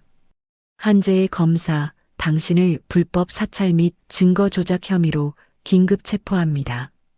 수사 과정에서 민간인 해커를 동원해 국가 전산망을 해킹한 정황이 포착되었습니다. 한재희는 당황한 기색을 감추지 못하며 자신의 결백을 주장했지만 그들의 손에는 이미 최연무가 정교하게 조작해 놓은 위조 증거들이 들려 있었습니다. 최연무는 언론을 매수해 한재희가 조덕배에게 거액을 요구하다 거절당하자 사적인 보복 수사를 위해 범죄자들과 결탁했다는 자극적인 가짜 뉴스를 퍼뜨렸습니다. 순식간에 정의의 사도였던 한재희는 출세에 눈이 먼 부패 검사로 낙인 찍혔고 한재희는 변호인의 도움조차 제대로 받지 못한 채 차가운 구치소 독방에 갇히게 되었습니다. 구치소의 무거운 철문이 닫히는 소리는 한재희의 심장을 날카롭게 핥히고 지나갔습니다. 한편 구속된 줄 알았던 조덕배는 최연무의 도움으로 병원 VIP 병실로 자리를 옮겼습니다. 조덕배는 한재희가 강압 수사를 하는 과정에서 심각한 심장 압박을 받았다며 연기했고 최연무가 미리 섭외한 의사들은 조덕배에게 구속 집행 정지가 필요하다는 허위 진단서를 끊어주었습니다. 환자복을 입고 침대에 누워 와인을 마시는 조덕배의 입가에는 승리자의 비열한 웃음이 가득했습니다. 조덕배는 비서를 향해 한재희가 가장 소중히 여기는 것들을 하나씩 부수라고 명령했습니다. 최연무는 한재희의 남편 기철호를 자신의 은밀한 저택으로 불러들였습니다. 기철호는 거대한 권력자 앞에 서서 사시나무 떨듯 몸을 떨며 고개를 들지 못했습니다. 기철호 씨, 자네 아버지를 살리고 싶으면 내 말대로 하게. 한재희 저 여자는 이미 끝났어. 계속 엮여 있다가는 자네랑 자네 아버지까지 무사하지 못할 거야.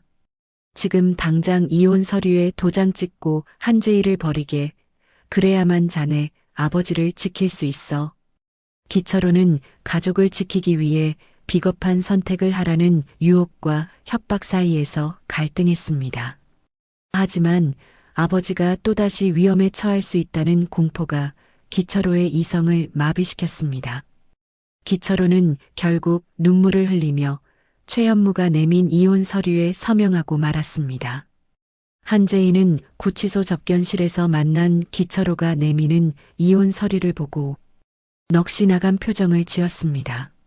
철호야, 네가 어떻게 나한테 이럴 수 있어? 우리 아빠를 생각해서라도 이러면 안 되잖아. 기철호는 아내의 눈을 피하며 차갑고도 슬픈 목소리로 대답했습니다. 나도 살고 싶어, 제이야. 우리 아버지를 저 사람들이 죽이겠다고 협박하는데 내가 뭘 할 수 있겠어. 제발 이제 다 포기하고 조용히 끝내자. 이게 우리 모두가 사는 길이야. 기철호는 서류를 남겨둔 채 도망치듯 접견실을 빠져나갔고 한재희는 차가운 유리창 너머로 절규했습니다. 한재희의 유일한 버팀목이었던 가정이 모래성처럼 허무하게 무너져 내리고 있었습니다. 재난은 여기서 끝이 아니었습니다. 최연무가 보낸 용역들은 김한수의 집을 쑥대밭으로 만들었습니다. 그들은 한재희가 숨겨두었을지도 모르는 원본 장부를 찾는다며 가구를 부수고 벽지를 찢어발겼습니다. 김한수는 그들을 막아서려다 차가운 시멘트 바닥에 내팽개쳐졌고 다친 다리가 다시 꺾이는 고통을 맛보아야 했죠. 이 더러운 놈들아, 우리 제이는 아무 잘못 없다. 당장 내 집에서 나가. 김한수가 소리쳤지만 용역들은 낄낄거리며 노인의 가슴팍을 짓밟고 비웃음을 날렸습니다. 구치소 내에서의 생활도 한재희에게는 지옥 그 자체였습니다. 최연무에게 미리 매수된 수감자들은 한재희가 잠든 틈을 타서 목을 조르거나 식판을 엎으며 위협했습니다. 네가 그 잘난 검사냐? 여기서 살아나갈 수 있을 것 같아? 밖에서는 내 시아버지가 곧 죽는다는 소문이 돌던데. 수감자들의 조롱 섞인 말 한마디 한마디는 한재희의 영혼을 갈기갈기 찢어놓았습니다. 한재희는 매일 밤 눅눅한 담요를 뒤집어 쓰고 시아버지의 안위를 걱정하며 밤을 지새웠습니다. 한재희를 돕던 조력자들도 하나둘씩 연락이 두절되거나 사고를 당했습니다. 천재 해커 이민우는 아지트가 발각되어 경찰에 연행되었고 그가 가진 서버들은 모두 압수되었습니다.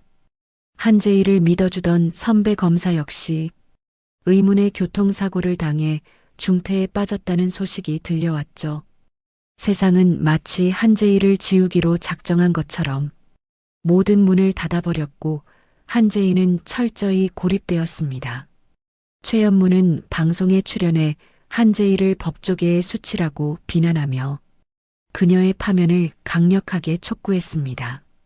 병상에서 간신히 몸을 일으킨 김한수는 며느리를 살리기 위해 마지막 힘을 냈습니다. 김한수는 비를 맞으며 최연무의 으리으리한 저택 대문 앞으로 찾아갔습니다. 김한수는 경비원들의 재질을 뿌리치며 차가운 아스팔트 바닥에 무릎을 꿇었습니다. 장관님, 한 번만 만나주십시오. 제발 우리 며느리는 살려주세요. 그 아이는 시키는 대로만 한 것뿐입니다. 제가 다 책임질 테니 제의는 풀어주세요. 하지만 돌아온 것은 최연무의 비서가 내뿜는 차가운 멸시와 거친 발길질 뿐이었습니다. 비서는 김한수의 가슴을 발로 밀쳐내며 바닥에 침을 뱉었습니다. 이 늙은이가 어디서 구걸이야? 내 며느리는 이미 끝났어. 경찰 부르기 전에 당장 여기서 꺼져. 이 더러운 냄새 나는 영감탱이야. 김한수는 쏟아지는 빗속에서 오열하며 흙탕물 범벅이 된 채 길바닥을 기어다녔습니다. 김한수는 며느리를 향한 미안함과 자신의 무능함에 가슴을 치며 소리내어 울었습니다. 제이야, 아빠가 못나서 미안하다. 너를 검사로 만들지 말 걸 그랬다. 이럴 줄 알았으면 평범하게 살게 놔둘 걸 그랬어. 김한수의 절규는 빗소리에 묻혀 어디에도 닿지 못한 채 공허하게 흩어졌습니다. 그 모습을 멀리서 지켜보던 최연무는 창밖을 향해 비릿한 웃음을 지으며 와인 잔을 흔들었습니다. 구치소 독방에서 멍하니 벽을 바라보던 한재희는 교도관이 던져준 영치품 주머니를 발견했습니다.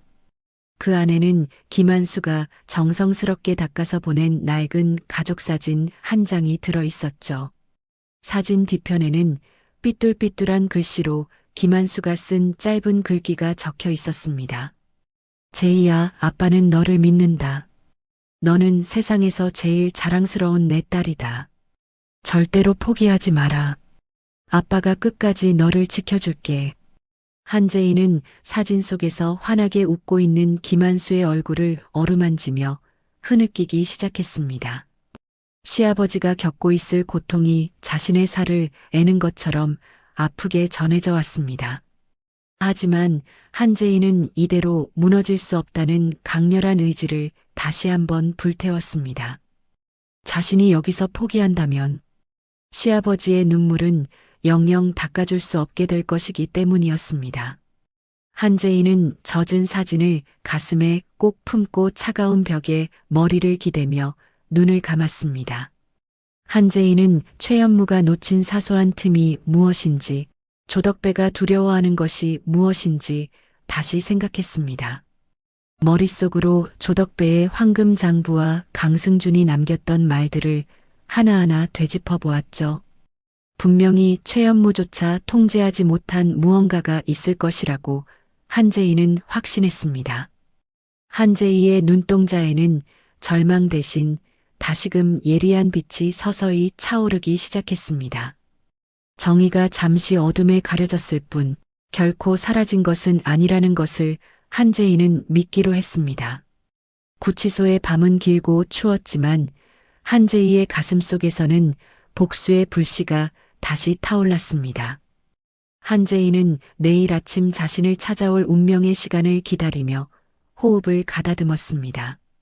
시아버지 김한수의 사랑이 그녀를 지탱하는 유일한 밧줄이 되어 깊은 심연에서 그녀를 끌어올리고 있었습니다.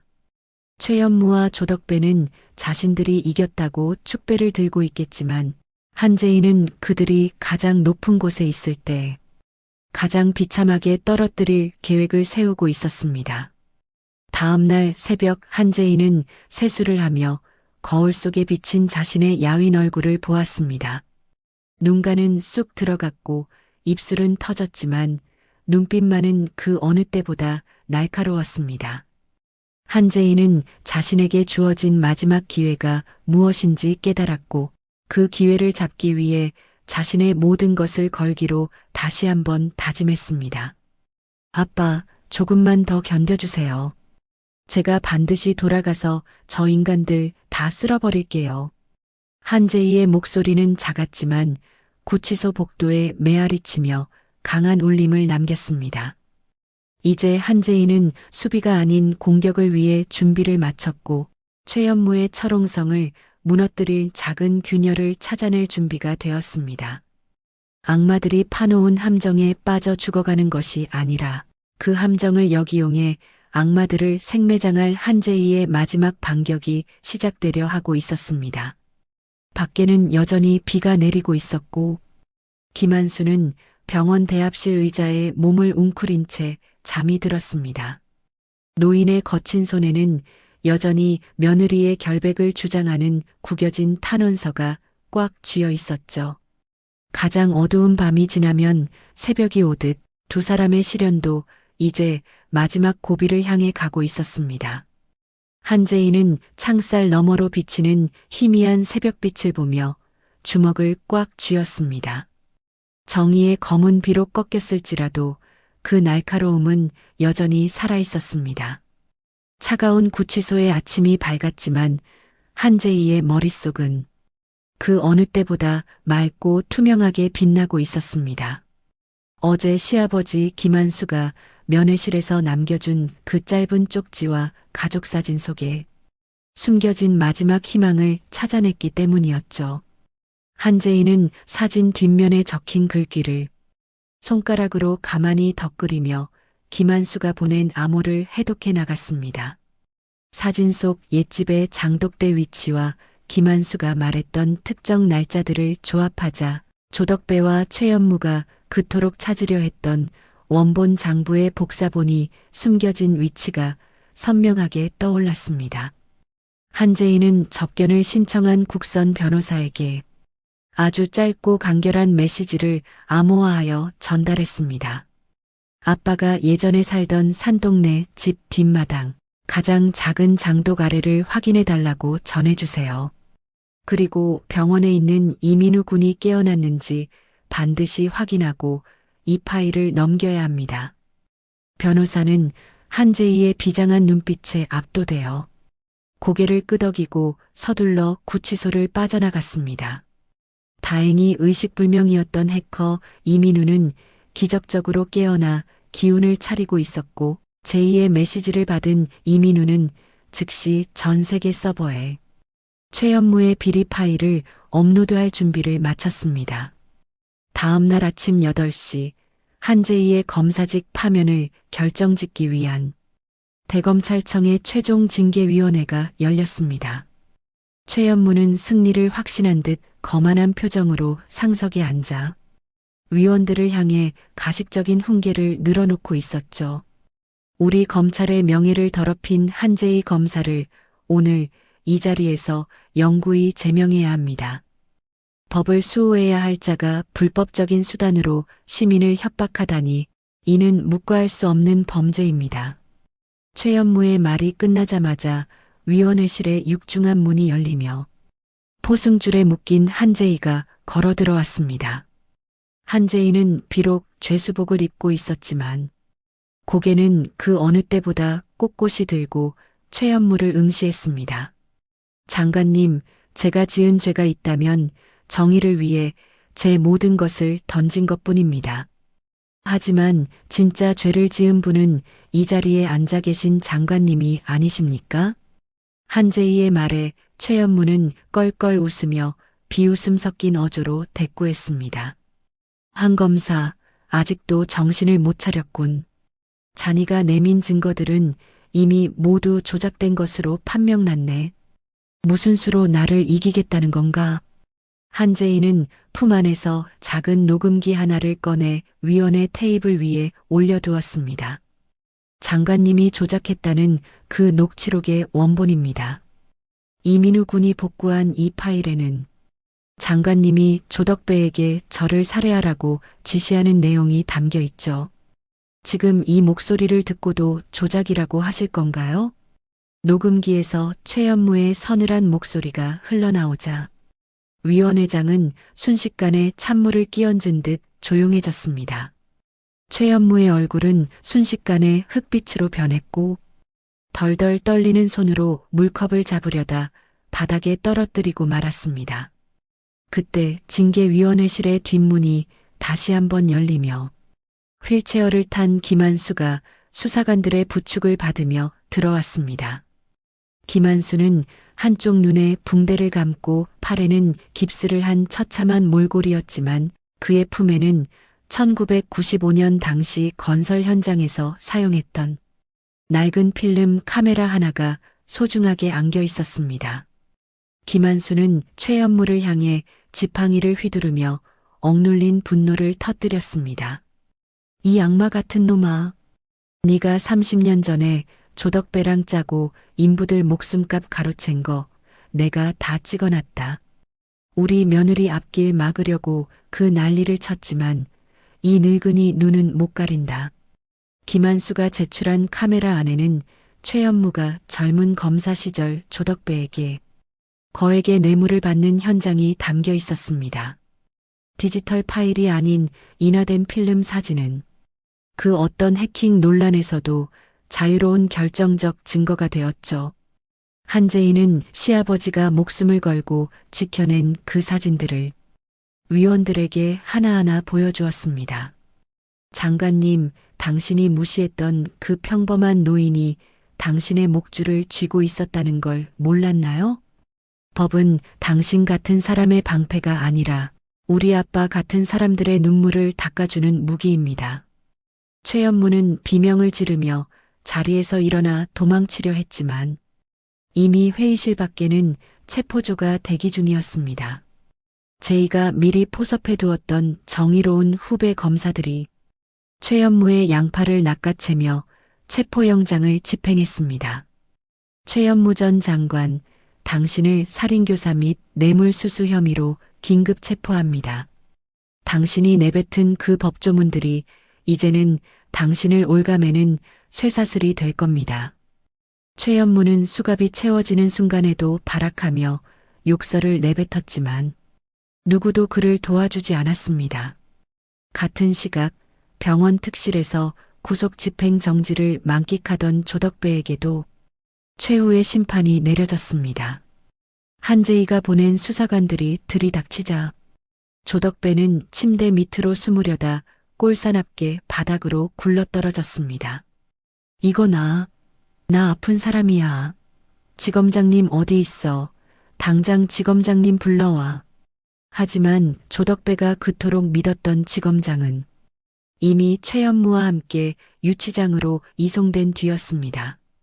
수사관들은 휠체어에 타겠다는 조덕배의 요구를 무시하고 그를 환자복 차림 그대로 끌고 나갔습니다. 한재희는 그 자리에서 즉시 무죄를 선고받고 검사직에 복귀함과 동시에 특별수사팀장으로 임명되었습니다. 제이는 구치소에서 입고 있던 죄수복을 벗어던지고 다시 당당한 검사 정장으로 갈아입었습니다. 위원회실 밖으로 나온 한재희는 휠체어에 앉아 자신을 기다리던 시아버지 김한수에게 달려가 무릎을 꿇었습니다. 아빠, 정말 고생 많으셨어요. 아빠가 아니었으면 저 정말 무너졌을 거예요. 저를 끝까지 믿어주셔서 그리고 그 귀한 증거들 지켜주셔서 정말 감사합니다. 김한수는 며느리의 손을 꼭 잡으며 마른 손등으로 제이의 눈물을 닦아주었습니다. 제이야, 아빠가 미안하다. 나 때문에 네가 고생만 하고 못된 놈들한테 당하기나 하고. 그래도 우리 딸이 이렇게 이겨내니 아빠는 이제 죽어도 여한이 없다. 김한수의 목소리는 떨리고 있었지만 그 안에는 세상을 다 가진 것 같은 자부심이 가득 서려 있었습니다. 두 사람은 법원 계단을 내려오며 서로의 체온의 의지에 무너졌던 마음을 다시 세우기 시작했습니다. 검찰청 로비에는 수많은 기자가 몰려들어 한재희를 향해 질문 세례를 퍼부었습니다. 한 팀장님, 거대 카르텔을 무너뜨린 소감이 어떠십니까? 최연무 장관과의 전쟁에서 이긴 비결이 뭔가요? 한재희는 걸음을 멈추고 휠체어에 앉은 시아버지를 따뜻하게 바라본 뒤 마이크를 향해 입을 열었습니다.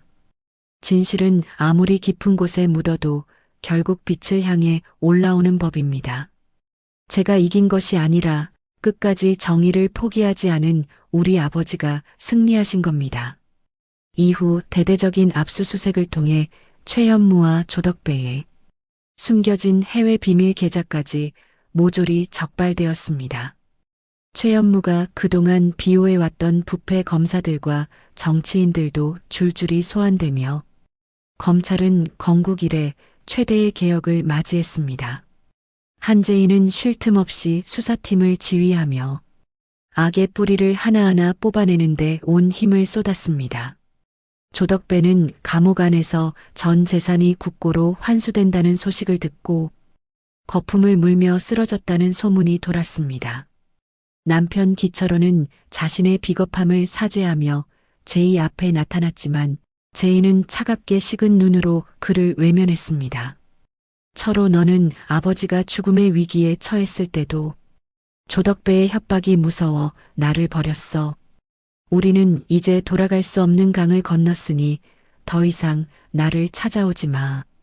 제이는 기철호가 내밀었던 이혼 서류를 그에게 다시 돌려주며 인연의 매듭을 확실히 끊어버렸습니다.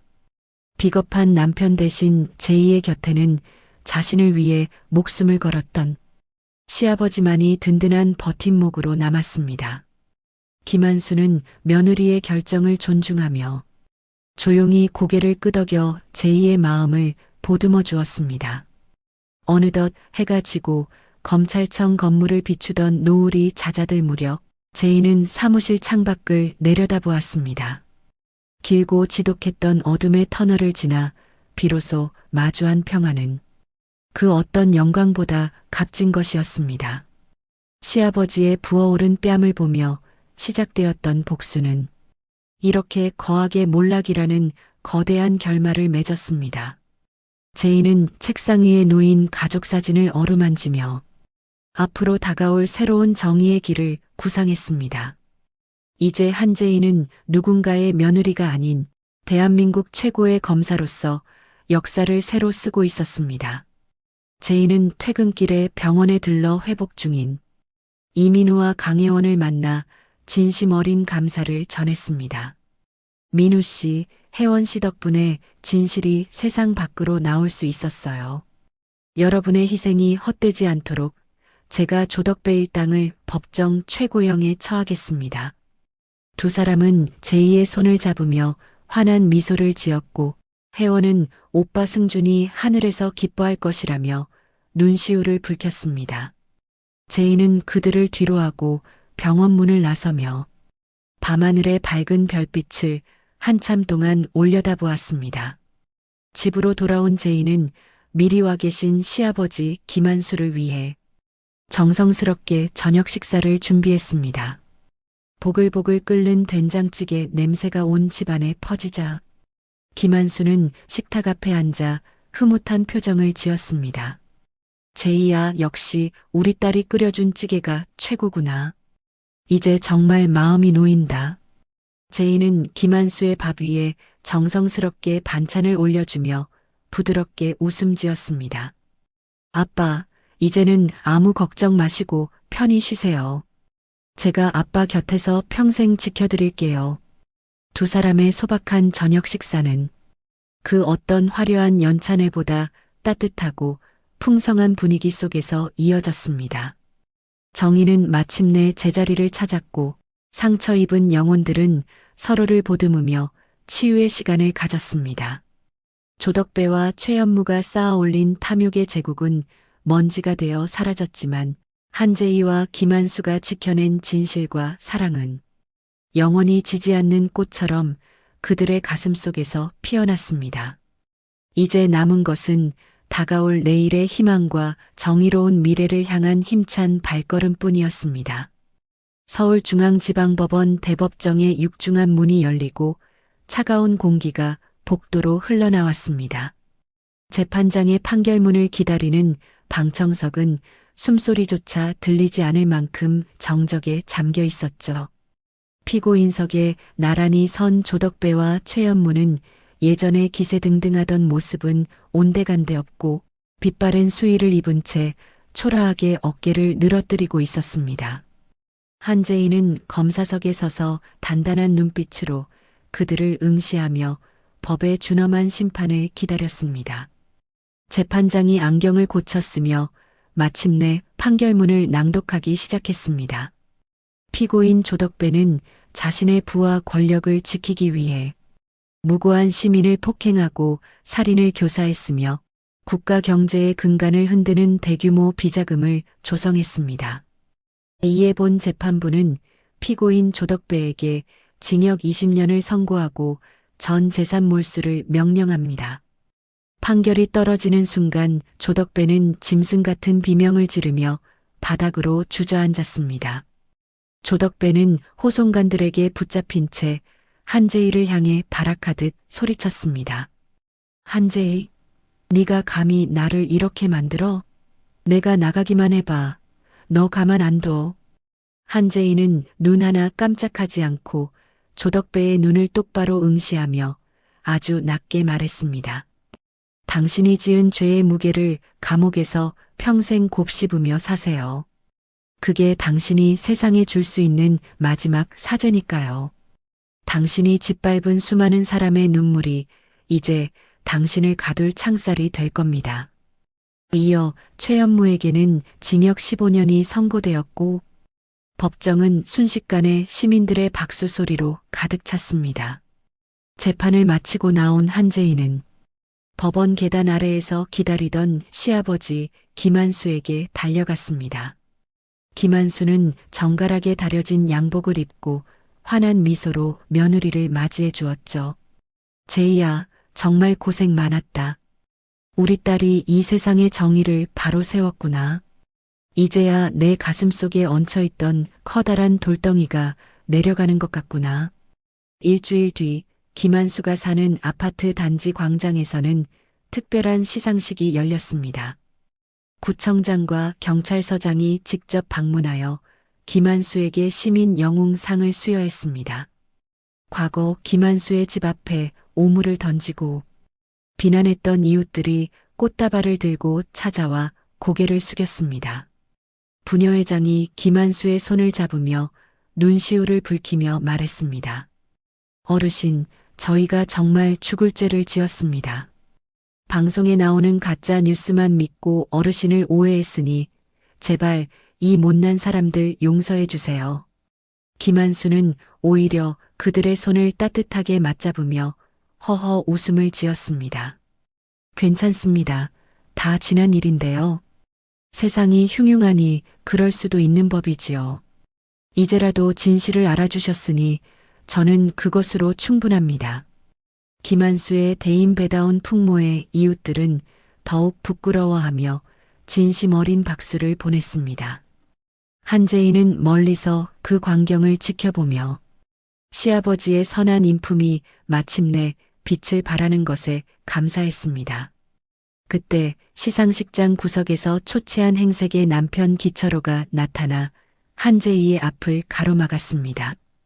기철호는 무릎을 꿇으며 눈물로 용서를 빌기 시작했습니다. 제이야, 내가 정말 미쳤었어. 조덕배가 너무 무서워서 우리 가족 다 죽을까봐 겁이 나서 잠시 눈이 멀었던 거야. 나 한 번만 용서해주면 안 될까? 내가 평생 너랑 아버지 모시고 속죄하며 살게. 한재희는 기철호의 손을 차갑게 뿌리치며 가방에서 서류 봉투 하나를 꺼내 보였습니다. 한재희가 서류를 기철호의 가슴팍에 던지며 단호하게 말했습니다. 철호, 너는 가장 힘들 때 나를 버렸고 무엇보다 아버지를 외면했어. 협박이 무서웠다는 건 비겁한 핑계일 뿐이야. 우리 인연은 이미 그날 연회장에서 아버지가 뺨을 맞을 때 끝났어. 이 서류에 도장 찍고 다시는 내 눈앞에 나타나지 마. 그게 마지막 예우야. 기철호는 더 이상 말을 잇지 못하고 바닥에 떨어진 이혼 서류를 집어들며 오열했습니다. 김한수는 그런 아들을 말없이 지켜보다가 한재희의 어깨를 감싸 안으며 뒤돌아섰습니다. 재희야, 잘했다. 자식이라도 제 앞가림 못하고 비겁하게 구는 놈은 끼고 사는 게 아니다. 나는 이제 내 시아버지가 아니라 내 친정아빠로 남을 테니 걱정하지 마라. 어디 가서 기죽지 말고 네가 하고 싶은 일 다 하면서 당당하게 살아라. 한재희와 김한수는 조덕배에게 당했던 피해자들을 돕기 위한 재단을 설립했습니다. 이름은 승준과 만수의 집이라고 지어 억울한 사람들의 쉼터로 만들었죠. 죽은 강승준의 동생 강혜원이 재단의 첫 번째 직원이 되어 한재희를 도왔습니다. 강혜원은 밝은 모습으로 한재희에게 로스쿨 합격증을 보여주며 다짐했습니다. 검사님, 저도 검사님처럼 약한 사람 편에 서는 법조인이 될 거예요. 우리 오빠가 하늘에서 저를 지켜봐 주겠죠? 한재희에게는 검찰 상부로부터 파격적인 승진과 요직 임용 제안이 쏟아졌습니다. 하지만 한재희는 그 모든 화려한 자리를 뒤로하고 민생 사건을 전담하는 공판 검사를 자처했습니다. 높은 자리에 앉아 명령하는 것보다 법정에서 사람들의 억울함을 직접 풀어주는 게 제 소명입니다. 저는 화려한 별보다 어둠 속을 밝히는 작은 촛불로 남고 싶습니다. 한재희의 소신 있는 결정에 후배 검사들은 진심 어린 존경의 박수를 보냈습니다. 어느 주말 오후 한재희와 김한수는 동네의 소박한 국밥집에서 마주 앉았습니다. 김한수는 뚝배기 가득 담긴 고기를 한재희의 그릇에 덜어주며 흐뭇하게 웃었습니다. 우리 딸, 오늘따라 얼굴이 참 좋아 보여서 아빠도 기분이 좋구나. 돈 많고 화려한 곳보다 이렇게 우리끼리 웃으며 밥 먹는 게 진짜 행복 아니겠니? 이제는 아무 걱정 말고 내 앞날만 생각하며 살거라. 한재희는 시아버지가 건네준 고기를 입에 넣으며 환하게 미소 지었습니다. 그 시각 조덕배는 차가운 감옥 바닥에서 걸레질을 하며 거친 숨을 몰아쉬고 있었습니다. 과거 자신이 김한수에게 했던 것처럼 덩치 큰 수감자 한 명이 조덕배의 머리에 물을 부었습니다. 야, 조덕배, 너 사회에서는 잘 나갔다며? 근데 여기서는 네가 제일 밑바닥이야. 당장 내 구두 닦아놔. 안 그러면 오늘 저녁은 국물도 없을 줄 알아. 조덕배는 분노에 부르르 떨었지만 아무도 자신을 도와줄 사람이 없다는 사실에 비참하게 흐느꼈습니다. 자신이 짓밟았던 평범한 사람들의 고통을 조덕배는 이제야 온몸으로 느끼고 있었죠. 다음 날 아침 한재희는 김한수와 함께 친부모님의 묘소를 찾았습니다. 재희는 묘비 앞에 국화꽃 한 송이를 놓으며 마음속으로 부모님께 고백했습니다. 엄마, 아빠, 저 약속 지켰어요. 권력 앞에 무릎 꿇지 않고 힘없는 사람들 눈물 닦아주는 그런 검사가 됐어요. 그리고 제 곁에는 친아빠보다 더 저를 아껴주시는 아버님이 계셔서 외롭지 않아요. 김한수는 제이의 어깨를 감싸 안으며 묘비를 향해 정중하게 인사를 올렸습니다. 산소에서 내려오는 길, 하늘은 붉은 노을로 물들며 장관을 이루고 있었습니다. 한재인은 김한수의 구분 등을 보며 자신이 검사가 된 진짜 이유를 다시 한번 깨달았습니다. 정의는 멀리 있는 것이 아니라 사랑하는 사람의 아픔을 외면하지 않는 마음에서 시작된다는 것을요.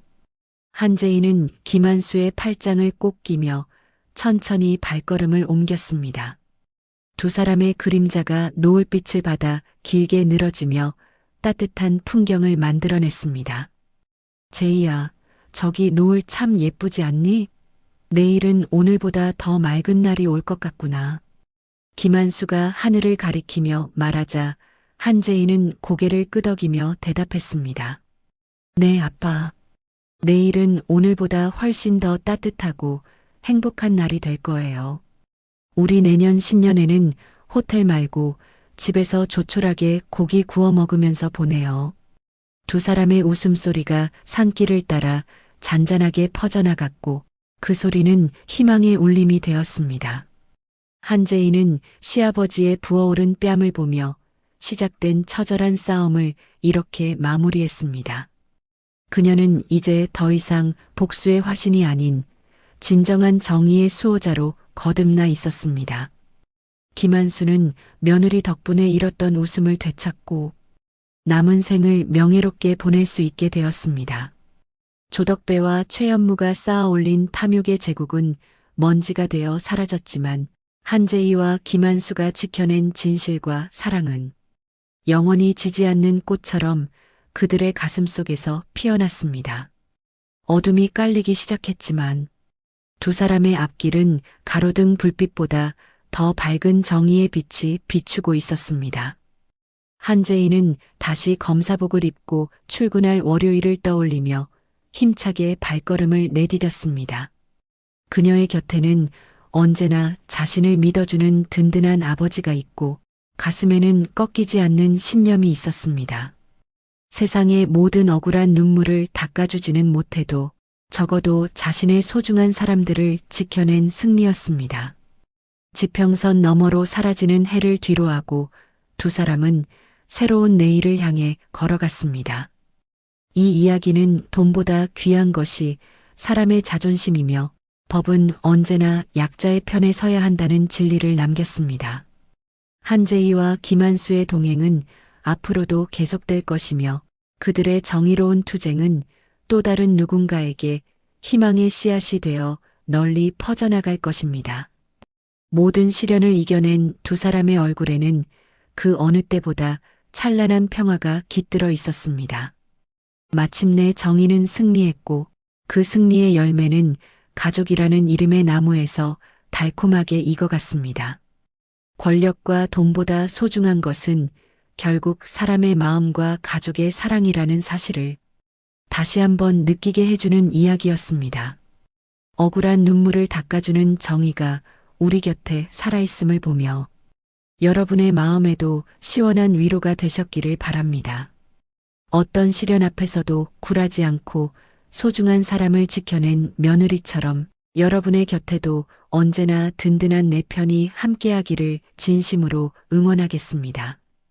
이야기를 끝까지 들어주신 분이 계시다면 잘 들었다고 댓글 하나만 남겨주세요. 지금까지 똑순이 사랑방이었습니다.